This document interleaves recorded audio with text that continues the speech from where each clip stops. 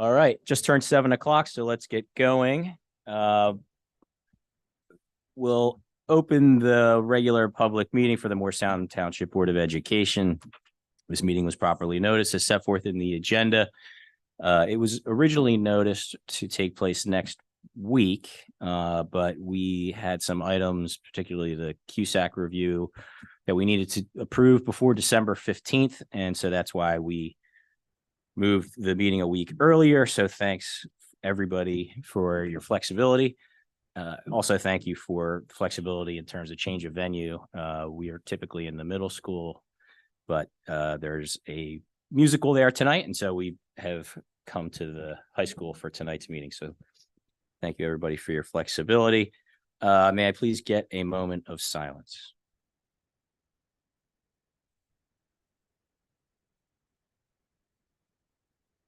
Please stand for the Pledge of Allegiance. The flag is in the rear. Actually, it's right here. I pledge allegiance to the flag of the United States of America and to the republic for which it stands, one nation, under God, indivisible, with liberty and justice for all. Could you take roll call, please? James. Mrs. Arcaro Burns. Present. Mrs. Fowles Macaluso. Dr. Myatt. Here. Mrs. Miller. Here. Mrs. Morano. Here. Miss Romano. Here. Mr. Weeks. Present. Mrs. McCopolis. Here. Mr. Villanueva. Here. Thank you. And may I please get a motion for the approval of the November 21st, 2023 minutes for the executive session, as well as the regular Public Board of Education meeting of that date. Second. Any comments or questions? All in favor? Aye. Thank you. And we're going to switch it up a little bit, and we're going to start with our student board representative. So thank you.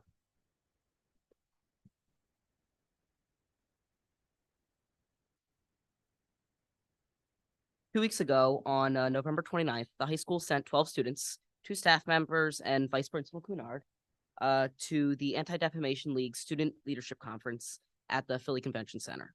Our delegation represented a diverse group of students consisting of 6 juniors, including myself, and 6 sophomores, and also Sophia. When we got there, we listened to a Holocaust survivor tell her story to all of us. I thought it was important to listen to her story because it warned us of the devastating effects of hate gone rampant. From the start, the convention sent us a clear message to spread to our fellow students. I thought the speaker did a really good job of establishing that. Next, we all got into breakout groups with people that we did not know. In these breakout groups, we discussed the effect that bullying had on people's lives. We began to think about what seemingly harmless words could do to a person. After that, we moved to discuss our findings with people from our school. We talked about ways that we could help stop bullying, discourage bystanding, and convince more people to stand up for their fellow students. We focused on the fact that our school is so divided into their own separate groups.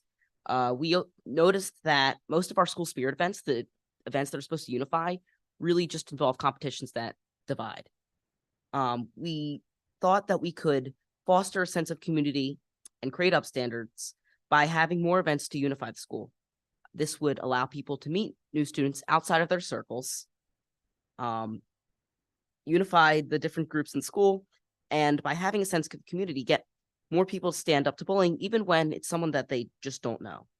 Overall, I think it was a really valuable experience for me and everyone else on the trip. And I think we learned lessons that we just can't wait to share with our school community. Great, thank you. Hi, I'm Sophia Baram, and I am the sophomore class liaison, but I'll also be speaking for the freshman and senior class liaison. So at MHS, we have a really good arts program, and this winter we're having all our winter concerts. Last week was the chorus concert featuring concert choir and just regular ensemble. And then next week we have our combined orchestra and band winter concert featuring orchestra, band, and then jazz band. And then one thing that our school has coming up after break is our Love Fair. This fair is during 14th period after school and was a huge success last year, which was also our first year doing it. The Love Fair is a community service fair in the cafeteria that connects students to local nonprofits where they can do community service for. Clubs can also, in the school, also come to the fair to share ways to get involved. It also helps people get excited for the upcoming Martin Luther King Day Assembly. And this year's Love Fair is scheduled to be January 17th after break, and planning for it has started this week. And then in terms of the MLK Assembly, our Martin Luther King Day Assembly is to celebrate and honor Dr. King as a great leader in the civil rights movement. Leading up to the assembly, the Video Production Club works with Student Council to make a video for the assembly about Dr. King's life, which also is helped by a research committee that spends a bunch of time right here in the library researching things for his life to put in the video. There's also PR committee, which helps publicize the assembly and Love Fair to get students excited about it. And for the assembly themselves, the choir usually sings songs, the madrigals. And last year, we also had representatives from Unity in the community to speak. Thank you.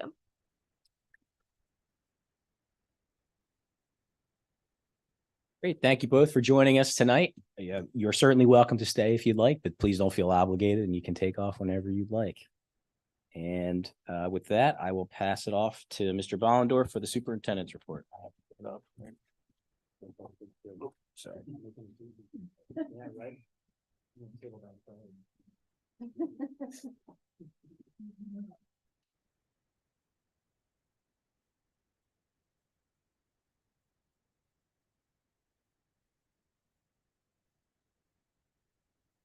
All right, so the one night I have to get up and speak, got to be trapped behind here. So it's all good, but I'm out. I have a couple of things that I want to review tonight. I'll start with the heavy thing first, and then something very special second. I wanted to review, for the purpose of the community, our events of last Friday. I know I sent a letter to the community, and I know the letters don't answer all the questions. And quite frankly, some of the questions that needed to be answered weren't answered yet when that letter went out. The most important message that we wanted to send, it was everything was okay. And I can't tell you what a relief those things are. You know, you're sitting in your office and you're hearing the worst case scenario, you immediately leap into action. And essentially what we're dealing with is we found out that our alarm company had been testing our alarms at about 12 o'clock every single day. And the alarms are not on Wi-Fi. They're running on old copper telephone wire.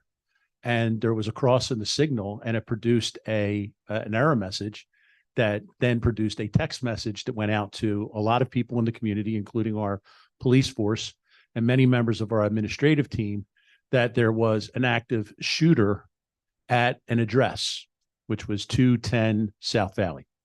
I mean, not South Valley, 210 South Stanwick. I apologize. Now, for somebody like me, who is not that familiar with addresses in town, I didn't know off the top of my head where 210 Stanwick was. And it occurred to me that this is not a good thing, that we should have an address and we should have the name of a school. It's the reason why the high school went into a lockdown, because upon seeing Stanwick on the messages that they got, we have 2 buildings connected to them on this campus that have Stanwick addresses. So they, not knowing, did the right thing and went into a lockdown. But other buildings didn't get the message at all. So we learned a lot that day about things that need to be corrected, that are being corrected. We're working very actively. We had it diagnosed that day by that company. And we are, as in anything, it's been my experience that whenever an emergency of any sort occurs, whether it's a threat, a bomb scare, a fire, whatever it may be, something always comes out of those events that helps us do better. What I did try to convey in that letter, and I did not want that to be mistaken in any way, shape, or form, that we were making happiness out of that event. To say that the actions of people were absolutely appropriate and on point. What the staff did down at South Valley with their kids and how they handled that scenario was amazing. The most important thing, the kids really didn't know, as most people didn't know, what the alert was about. So they were just following the fact that we drill and we do all these things. They were doing exactly what they've been trained to do, and they did it exceptionally well. The other great piece that came out of that is the police response was enormous and quick, and they were ready to go and do their jobs. That was an amazing thing to see. And as somebody who thinks about these things all the time as the worst case scenario, it was comforting to know that our people of action are going to be there when we need them. They were very complimentary as well as to how it was handled by the staff and the things that were done that day. But please rest assured, in this community, we are taking it very seriously. We are looking at it. I consider myself very much a security-minded superintendent. We've already done much in that area and continue to do more. And, we will correct those mistakes that occurred on that day. We will move forward and we will be better for it. So I wanted to assure people. And naturally, if you have questions when the open public comment comes and you want to ask anything more that I didn't cover, please do so. I'm obviously doing this off the top of my head, but I appreciate the support. I got some really nice emails from our parents in the community, which I appreciated. But know that we're working every day to continue to make things safe for our kids and for our staff and for our community. So with that, I want to follow that up with something very positive. Lauren, can you join me?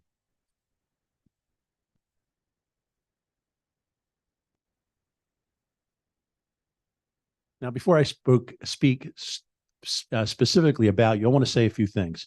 So tonight is Lauren Romano's last board meeting. She's been serving the board for 6 years. I think that's pretty amazing, considering the fact that she ran for re-election at a period in time of all of our lives that may have been the most challenging, difficult time, particularly in education. Some might have considered the fact that she finished her term just as the pandemic was getting underway. Would have been every reason in the world to say, I'm out, I'm not doing this. No, she put her hat back in the ring and said she wanted to stay. And I make that analogy. It's like, being the captain of the boat and you're out on rocky seas and you're trying to pull the boat into port and you're almost there, but you're not quite there yet. You don't wait for the dinghy to come to take you off the boat because you're retiring. You stay on the boat and you bring it in. And that's what Lauren did. I have immense respect, not just for Lauren, but for all board members. A lot of people don't understand the immense time and effort that it goes into being a board member. Our country is founded on people willing to step up and act as representatives in their community, in their states, in their county, and in their country to represent the people in those communities. Of all of those, there's only one that doesn't pay a dime, and that's the Board of Education. The amount of money that these people, the amount of time that these people spend engaging themselves and doing right by their community, doing right by their kids, doing the very best that they can to ensure that our school system is the very best that it can be, is lost, because most people who watch from afar see a board meeting once a month and think that's the end of it. The amount of committee meetings, the time spent, the emails, the telephone conversations, budget season when it's ongoing all the time. 2 meetings were set up next week for 7:30 in the morning over something that we're dealing with is enormous. So the sacrifice and the commitment that these people have shown for their community is the embodiment of what our country has been founded upon. At a very basic level, school boards are the microcosm of what makes the engine of America run. And Lauren, you have done an exceptional job. The fact that you are a fellow educator brings a unique perspective to what it is that we do here. You've always been the calm voice of reason. You've always asked the right questions. And as a fellow educator, you're going to be missed. And I wish you nothing but success moving forward. And with that, I say congratulations. Thank you and good luck. And the mic is yours if you'd like to say a few words. I really appreciate that. And most of you who know that I've served on the board know that I don't necessarily love grabbing the mic, but I do just want to say this has, been such an honor to serve on the board. It really has been amazing to me to be part of the MTPS community and really knowing that everyone that is associated with the MTPS community is really always working with the students' best interest in mind and really working with that as our goal is to make this the best school district for our students. So it's been a privilege. Thank you. Thank you. All right, Mark, back to you. Well, that's tough, Joe. I can't follow up Joe's remarks because they were so beautifully made. But thank you, Lauren. 6 years is a long time to serve on the board, and you've always offered helpful and unique perspective on things. And as Joe had mentioned, there was certainly some rocky points around the pandemic that you were there with us up on those Zoom calls that went long into the night. So thank you. You will be missed. And thank you, Joe, for your remarks about the incident at South Valley that turned out not to be a serious incident, but an incident that dealt with an alarm issue. When I received the text that, before it was clear that it was just an alarm issue, certainly, the feelings are very unique and some that I'm sure nobody wants to have. But within a very short time, there was an update that all was okay and that it was there was no serious incident underway. And I think that the way that administration and the principals handled it was very well done. And so I appreciate all of your work and everybody's work during a very stressful time that thankfully turned out to be a drill, for lack of a better word. And it gave us notice of things that we can improve upon, but also give us confidence that the response was appropriate. And thank you to the township and the police department for their prompt response, because as I understand it, they were there and our SLEOs were there on a moment's notice. So that can give us some confidence that in the event that there is a need, that we are prepared to respond. Moving on to the board committee reports. I'll start off with the ad hoc committee on new housing developments. We did not formally meet in the last 30 days, although I can say that these issues are ongoing discussions, and I think in probably all of our committee meetings. But I do expect to have a meeting with this committee within the first couple of weeks in January. Communications, Ms. Macaluso had a conflict this evening and was unable to join us, although the communications committee met the day of our last board meeting and hasn't met yet since. And I also anticipate that we'll be meeting early in the next calendar year. Curriculum, Lauren, if you wouldn't mind giving your final curriculum report. My pleasure. Curriculum met on December 7th. In attendance was Joe Bolendorf, Dr. Karen Benton, Mick Weeks, Danielle Miller, Cheryl McCopolis, and myself. First item was the review of CUSAC information. That's an action item for approval tonight. Dr. Benton also presented a proposed staff research project that was informational. More information about that will be coming in the next few months. And then lastly, Dr. Benton gave an overview of the budget development focus focus areas for curriculum and instruction for 2024 budget. The main goals will be the K through 8 math curriculum implementation. That will be a big ticket item that as we're piloting the programs for this year, that will need to be budgeted for future implementation. Also then continued, as we've looked at quite a bit in curriculum, multi-tiered systems of support, implementation for support for our struggling learners. So how we're going to continue to provide the budget support for that is a goal. And then lastly, there was, as I mentioned at last month's meeting, a new set of 2023 ELA and math standards and some of the supplemental curriculum adjustments that will need to be purchased to meet those standards in the new year. And that was our meeting. Thank you. Any questions for Lauren?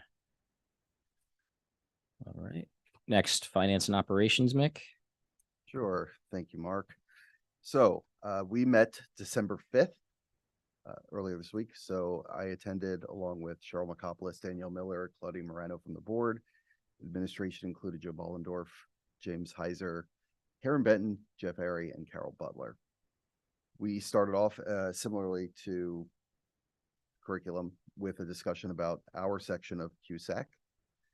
That also included an update to the standard operating procedures document that needs to be there as part of CUSAC. We reviewed the matrices for the review of RFPs that were submitted for architect, auditor, broker of record, and bond counsel. So James shared those matrices with us and gave us the recommendations. The results of that will be shared at each committee meeting. There's also an ongoing process that Carol Butler is leading that is revising all of the job descriptions to make sure they adhere to a set of standards and also updating them to make sure that they're aligned with what those positions are currently doing. So we reviewed 3, 6, 9, 12 of those. And then talk specifically about how some of those will be implemented, a few changes in the IT department that Mr. Airy walked us through, talking about replacing people that are retiring with potentially shift in responsibilities, and just how that will all line up. And then we'll continue to review job descriptions at committee meetings over the next several months to ensure that they've all been reviewed by the Board of Education by June of 2024. We actually didn't have any items under the discussion or miscellaneous business or future items. So that was a relatively short meeting for finance and operations. So any questions? Nope. Passing the mic. So All right. Next up, policy, Claudine. Yes, Policy Committee met on December 8th. In attendance from the board was myself, Melissa Arcaro-Burns, Jill Fellows-Macaluso, and Mark Villanueva. From the administration was Mr. Bollendorf and Dr. Benton. You'll see on first reading for this board meeting, we have a package of policies that address our interaction with the independent and community-based organizations and boosters that interact with the district. This has been a long process that predates many of us on the board and includes probably Lauren over the years. These policies are very important because they involve valued entities that are important to the district. We've seen these policies evolve over time and be amended to the point where, you know, compliance and understanding of them needed to be they need to be cleaned up, basically. So we took that on earlier this year. It's been about a year-long process. We put the necessary time and attention into it because these are quite important to the district. None of these are mandatory. We're choosing to obviously maintain these policies, but I did want to just run through some of them briefly. So policy number 9190, which is on first reading, would involve our community organizations. It is an amendment to an existing policy. This policy previously was a catch-all section, which captured pretty much every type of organization that we interacted with, from school clubs to booster clubs to township clubs.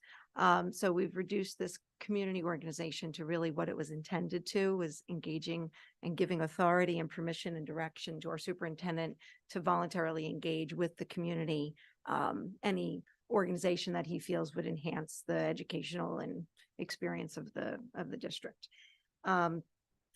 The 9190.1 is a brand new policy, and it is called Educational Foundations. So we do not currently have a policy that something like MEF or more arts would fall into to know how to interact with the district. So 9190.1 will take care of that. 9191 is our booster policy. And while boosters were already falling under the original community organization, we moved it into its own unique policy. We captured a lot of the original language in here, but made some tweaks as well. And 9210 is our parent organization. This is just also an amended version. This is kind of where home and school would fall under, as well as just home and school would probably likely fall under here. Sorry. In doing this, it really would give these organizations more direction on how to interact with the district, whether it's use of our facilities, volunteering, donations, asking for permissions to use our logos, getting endorsements or sponsorship with the district. It gives a little bit more comfort on the organization's part that they're doing the right thing, and it gives the superintendent and the administration the ability to monitor the activities, happening within the district.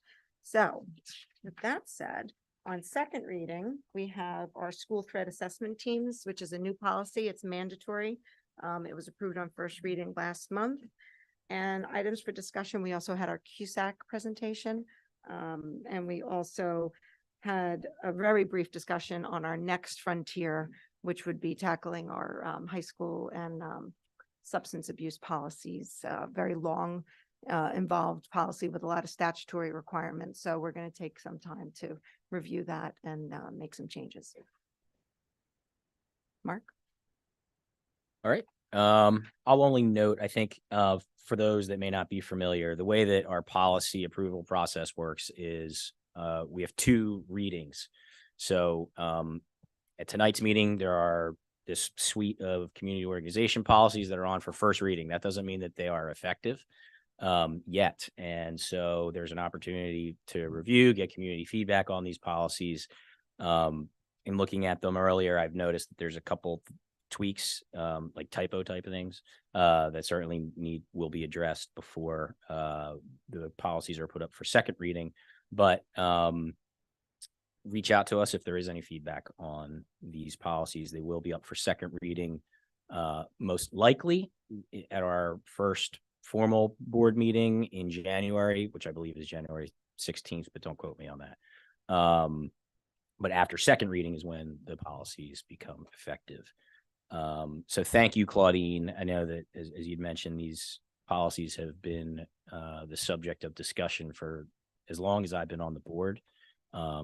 And I'm glad that we are very close to getting them, finally revised and effective. So thank you to you and everybody else that had a hand in revising them.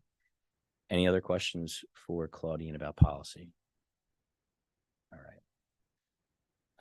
Are there any off-board committee reports from anyone? Just me. The Special Education Advocacy Council met last month, or otherwise known as SPEAK.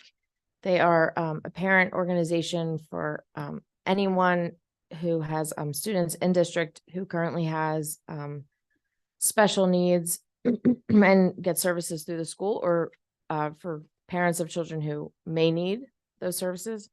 It's a great organization. You get a lot of information, great resources, and parental support also. The next meeting is January 25th at 9:30 in the Star Center right here at the high school. And be on the lookout in January. The date is to be determined, but one of our district psychologists, Anthony Rizzo, will be speaking about executive functioning. And then in February, we are going to have a presentation on guardianship. So reach out on the Facebook page or on the website and let Angie Silveri know if you have any questions. She is the current president. Thanks. Thanks, Melissa. Anyone else? Okay. Moving on in our agenda, this is our first public comment section. So during this part of public comment, we are welcoming any comments on items that are listed in our agenda. The ground rules are set forth in the written agenda if you happen to pick it up. But briefly, we'd ask that you limit your comment to 3 minutes, roughly. Open your comment by stating your name and address. And with that, may I please get a motion to open public comment? Second. All in favor? Aye. All right. So if you'd like to give a comment on agenda items, now is your time, and the microphone is right over here.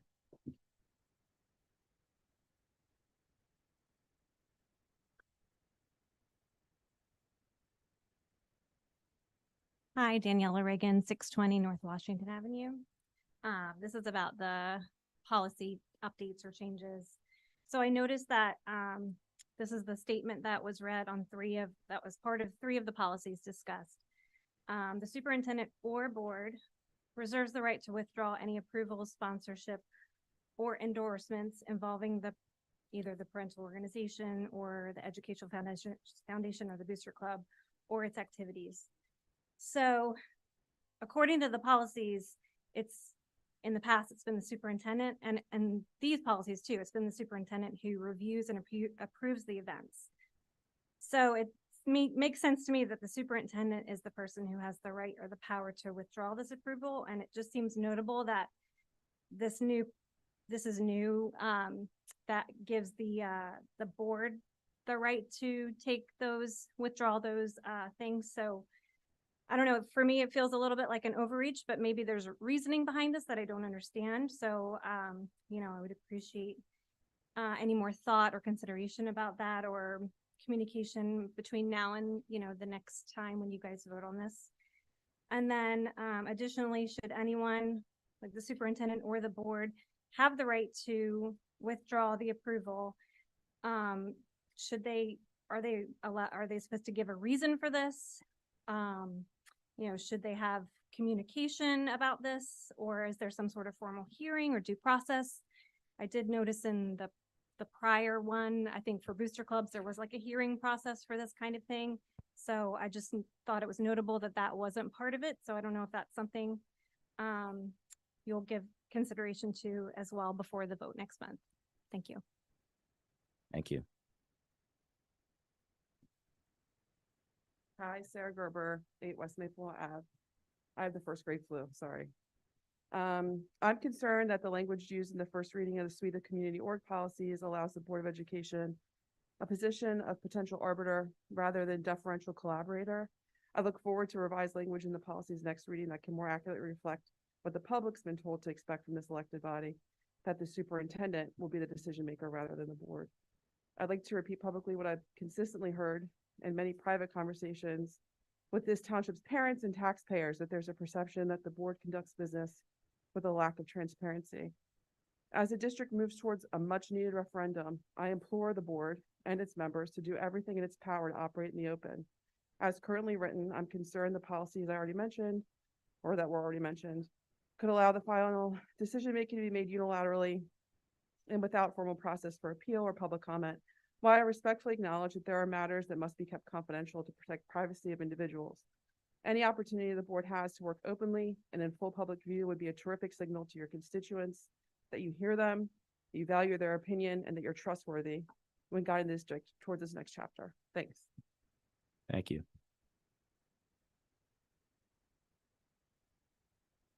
Hi, Celie Coleman, 215 East Main Street. I'm gonna probably repeat and echo a lot of what was already stated.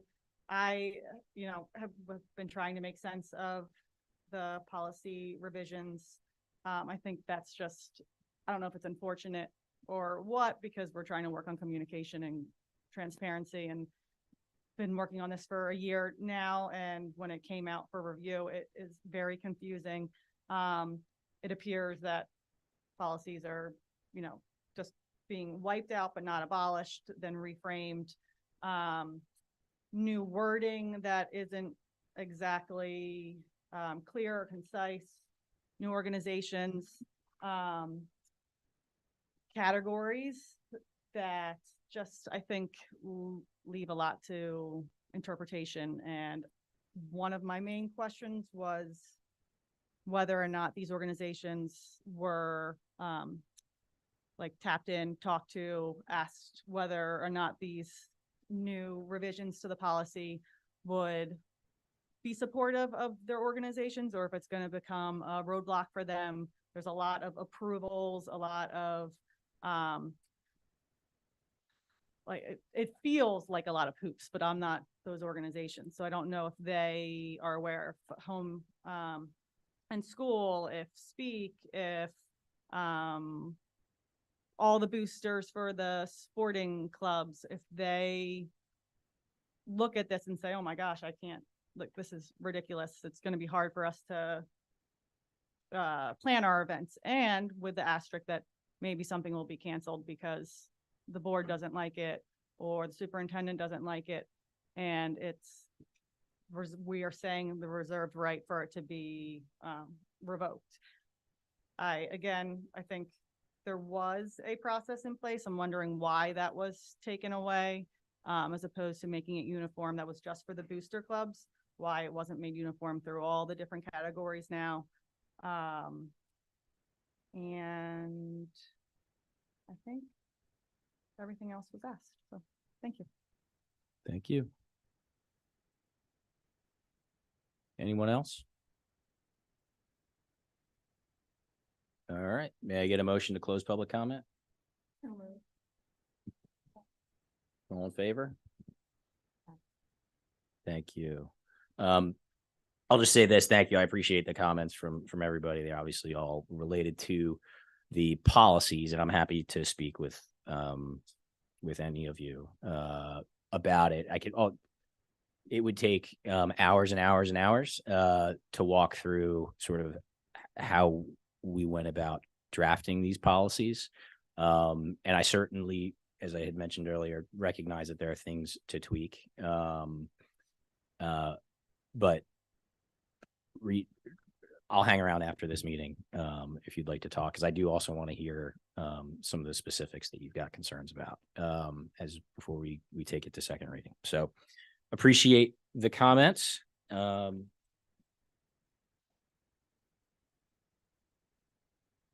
Next, moving on to the reports to the board, which is Article 8 in our agenda.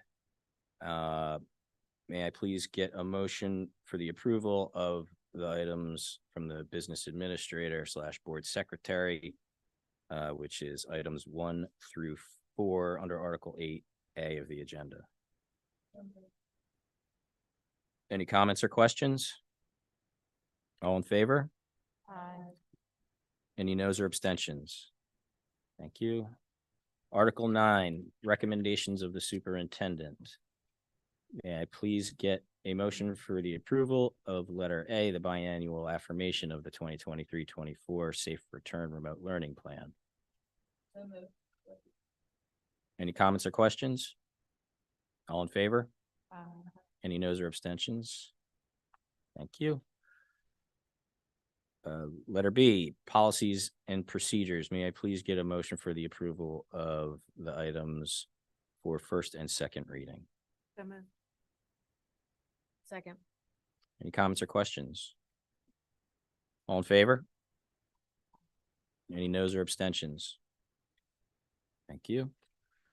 Letter C, educational program. May I please get a motion for approval of items 1 through 3 under that section of the agenda? Any comments or questions?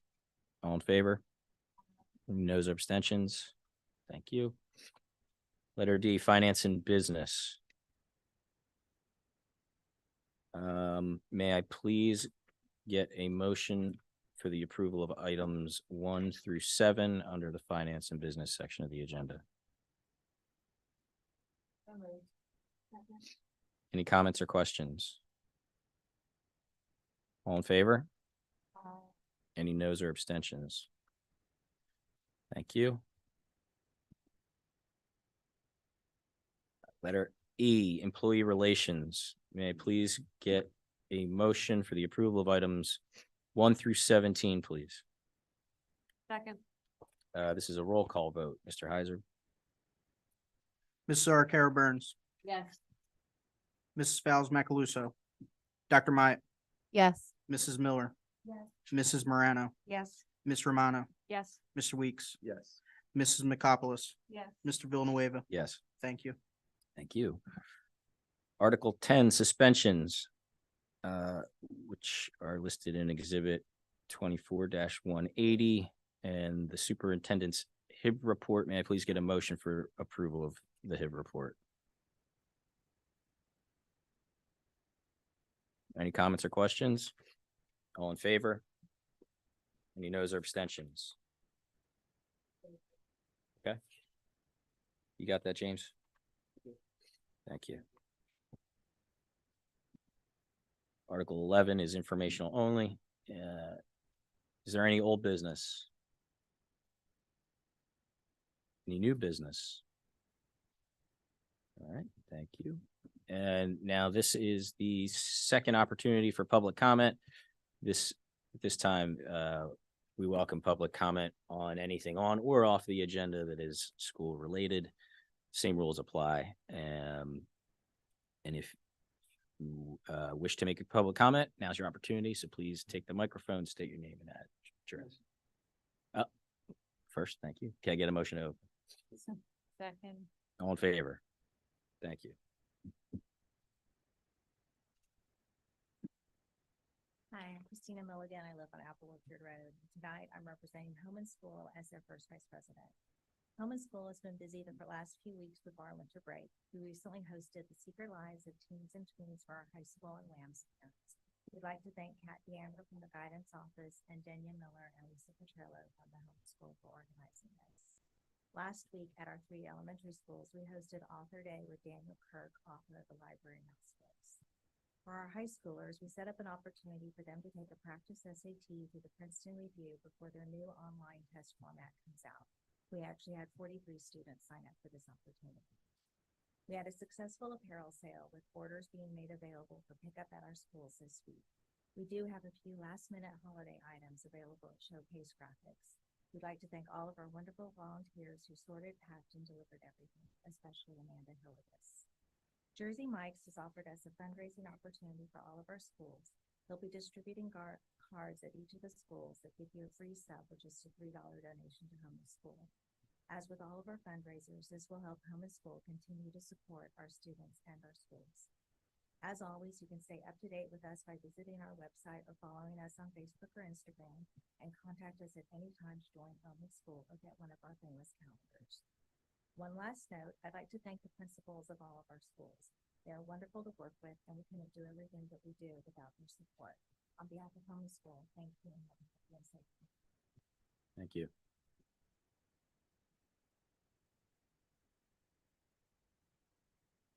Good evening, everybody. Hello, I'm Dan Miller. I work here at the high school, and I would like to commend my colleagues at the high school for the following. Brian Orek took 9 high school students to the Widener University for the 16th annual programming competition held at the university for high school students. There were 8 difficult questions posed to all the groups, and the students were judged based on correctness and time. We sent 3 teams of 3, and our top group completed all 8 questions correctly. They finished 5th place out of 50 teams. Thank you, Mr. Orek, for all of his work and dedication to this program. On Saturday, Mr. Bjornstead took 14 members of the International Affairs Club to compete at the Model UN Conference sponsored by Camden County Technical School. 17 schools from South and Central Jersey, as well as a school from Pennsylvania, participated. Several students received recognition and honors. Thank you to Mr. Bjornstead for all of his work and dedication to this program. Over the weekend, MHS had 11 students successfully audition for the All South Jersey Symphonic Band and Wind Ensemble. This is a tremendous accomplishment. There are many high schools double our size who do not have as many students earn this honor. Thank you to the entire music program in the district for teaching our students, and specifically to the high school teachers, Chris Welch, David Schmidt, and Regina Kearney. Thank you. Have a nice night. Thank you.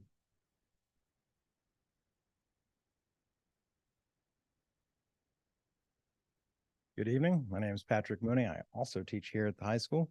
And I'd like to first add a couple of bits of good news that weren't shared by Mr. Miller, which is that over the past month, I had the opportunity, the privilege of taking some 70 students of ours to Washington, D.C., and then to Yale Model Congress up in New Haven, Princeton Model Congress down in Washington, D.C.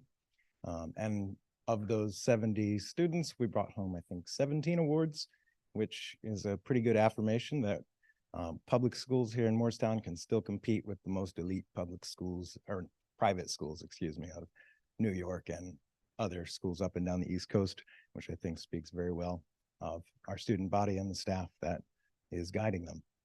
I also coached 13 years at WAMS 7th grade baseball, which qualifies me to share some WAMS good news. On December 7th, WAMS held its annual Holidays Tea, which is a holiday get-together for the senior citizens of our community. With the help of Oasis Club, band, and orchestra, the students and staff donated their time to prepare and host.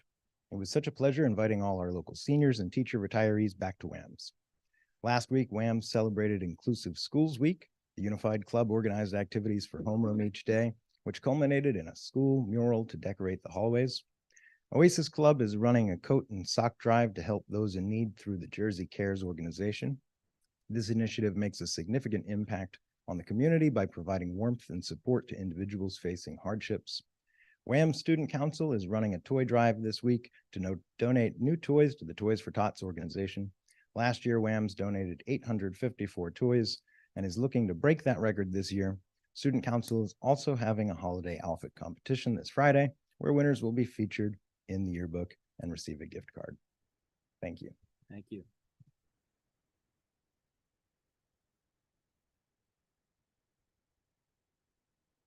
Hi, good evening. My name is Michelle Miskalainen, and I teach at Roberts Elementary School. I would like to commend my colleagues at Roberts for the following events.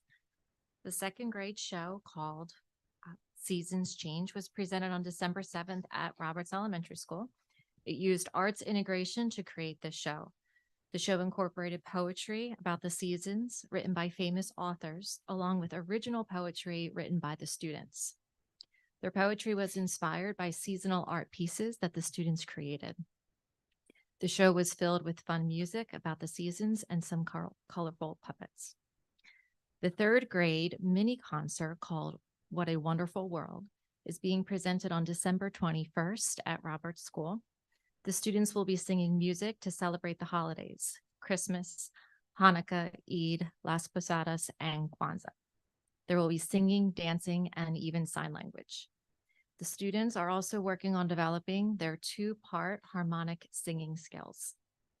The mini concert will help us to prepare for our big 3rd grade concert happening Wednesday, June 12th, 2024. Hope to see you then. Thank you. Thank you.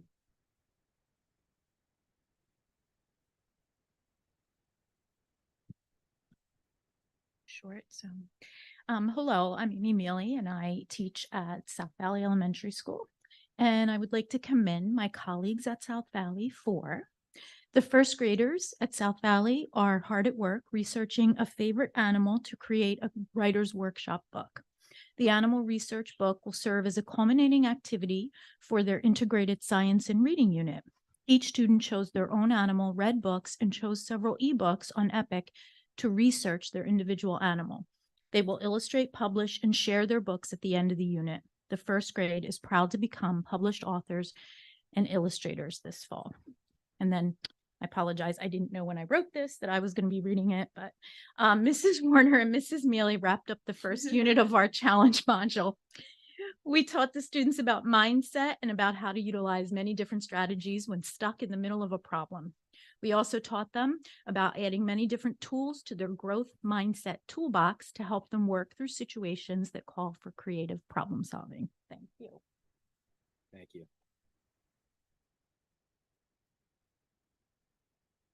Hi, I'm Catherine Mills. I work at South Valley. I would like to commend my colleagues at Baker for the following.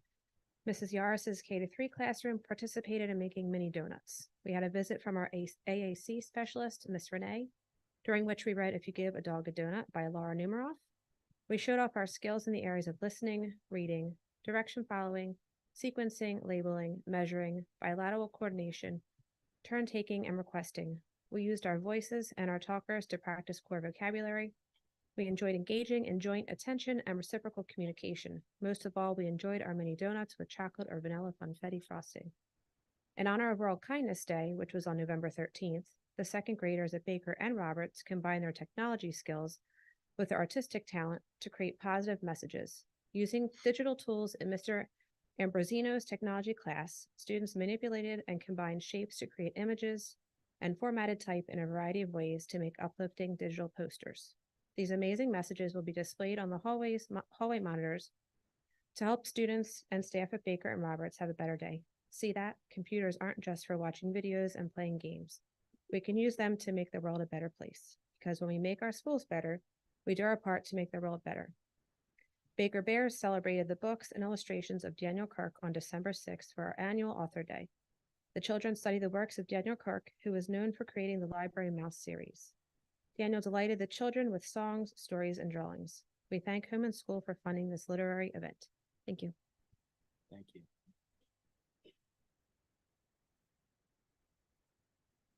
Hello, I'm Bianca Maffa and I teach at the UES, and I would like to commend my colleagues at the UES for the following. The UES had auditions for the musical this month, Matilda, with a record number of students auditioning. We also had the Magicals visit for an assembly.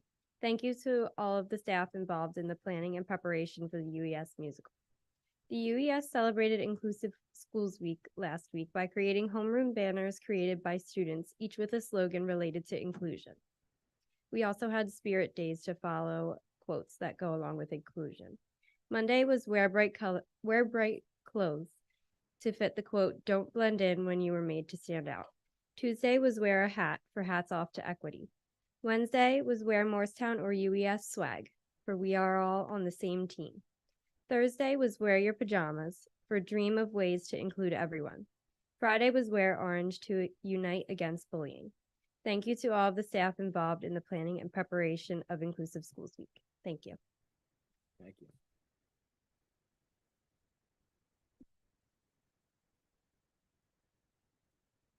Celie Coleman, 215 East Main Street. I just had another question about the superintendent search. I know, Mark, that you spoke about it last meeting, and I'm thankful for Mr. Bollendorf continuing with us. I missed it. I wasn't here. But it sounded as though Mr. Bollendorf can stay through the end of 2024, which is I'm assuming December, right? Like it's not a whole school year. Also, not likely that a referendum will come to fruition or be voted. I mean, that's still a short period. That's 1 year to, we're looking at policies taking a year to review. So I was just trying to gain some long-term timeline of whether you're able to stay longer. Is that the long-term plan? Is that absolutely out of the picture? And how we are looking at handing that off in a year, because as we all know, that comes very quickly. I'll just pause for a second. Does anybody else have any public comment? Yeah. So can I get a motion to close? So moved. All in favor? All right, thank you.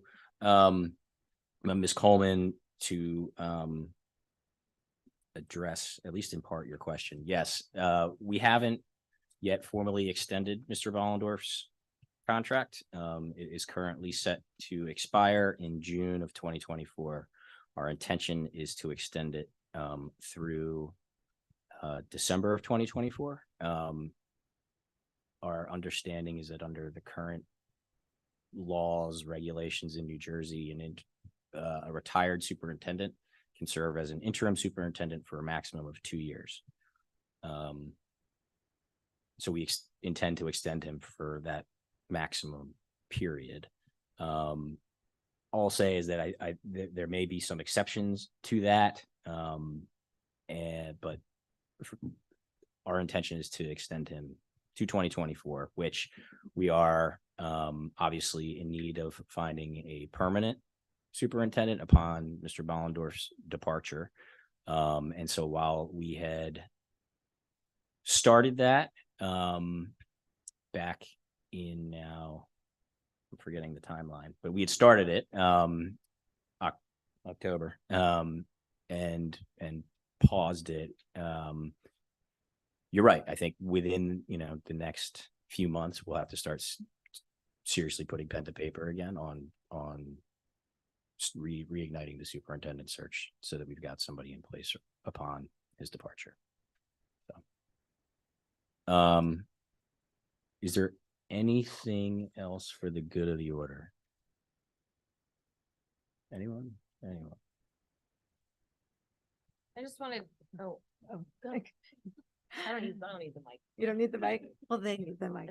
They We won't need hear it. We you. got in trouble for not using the mic. No, I didn't want to start like a line down, but I did want to thank Lauren for her engagement over the years. And she was instrumental in introducing me to some of the Burlington County School Board meetings, and I appreciated that as well. So good luck to you and thank you. So along those same lines, I couldn't let the meeting end without saying how grateful I am that I was able to serve with you, that I was persuaded to run because of you, by you. I am grateful for all that. I'm grateful for the dedication that you've shown over the years and your perspective, and it will definitely be missed next year. We will all feel that. Thank you.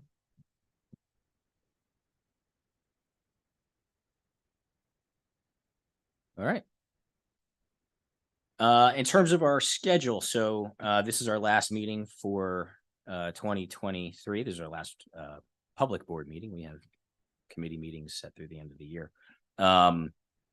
There's a reorganization meeting the first Tuesday in January, which I believe is the 2nd, and then our first. And there will be some items that are approved at that meeting, as well as kind of reorganizing the board and appointing officers. And then our next meeting with a more robust agenda is approximately 2 weeks after that. So Merry Christmas, Happy Hanukkah, Happy Kwanzaa, Happy Holidays. If you celebrate, if you don't celebrate, hopefully you enjoy some time off with your friends and family, and Happy New Year to everybody. Looking forward to wrapping up 2023 and starting 2024 on a good foot. Can I get a motion to adjourn? All in favor?